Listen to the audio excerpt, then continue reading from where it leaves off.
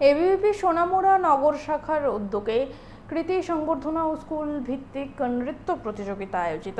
রাষ্ট্রীয় বিদ্যার্থী দিবস উপলক্ষে রাজ্য জুড়ে তাদের বিভিন্ন কর্মসূচি চলছে। তারই অঙ্গ হিসেবে এদিনে সোনামুড়ায় অনুষ্ঠান। সেখানে ভাষণ রাখতে গিয়ে রাষ্ট্রীয় স্বয়ংসেবক সংঘের ত্রিপুরা প্রান্তের নেতা রঞ্জিত কর আক্ষেপের সাথে বলেন, করোনার সময় দেখা গিয়েছিল মদের দোকানের সামনে 2 কিলোমিটার জুড়ে দীর্ঘ লাইন। এইটা দেখে কি মনে হয় ভারত আবার জগৎ সভায় শ্রেষ্ঠ আসন লবে? তবে তিনি আশাবাদী এই দেশের তরুণ প্রজন্মের মাধ্যমে সেই লক্ষ্য পূরণ সম্ভব। আমরা শুনবো ঠিক কি জানাচ্ছেন তিনি। ভারত মাতা কি জয়। আমরা আওয়াজ তুলি, একবিংশ শতাব্দী, ভারতীয় শতাব্দী। আমাদের যখন লকডাউন পড়েছিল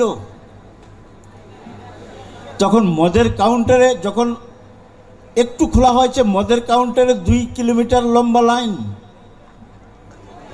এটা দেখি কি মনে হয় যে ভারত আবার জগৎ সভায় শ্রেষ্ঠ আসন লবে?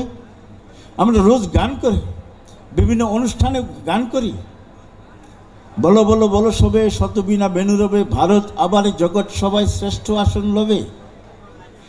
কিন্তু শ্রেষ্ঠ আসনে উন্নীত করার যে সমাজ, সেই সমাজের অবস্থা কি আছে? তার জন্য আমাদের অবস্থার পরিবর্তন হওয়া চাই।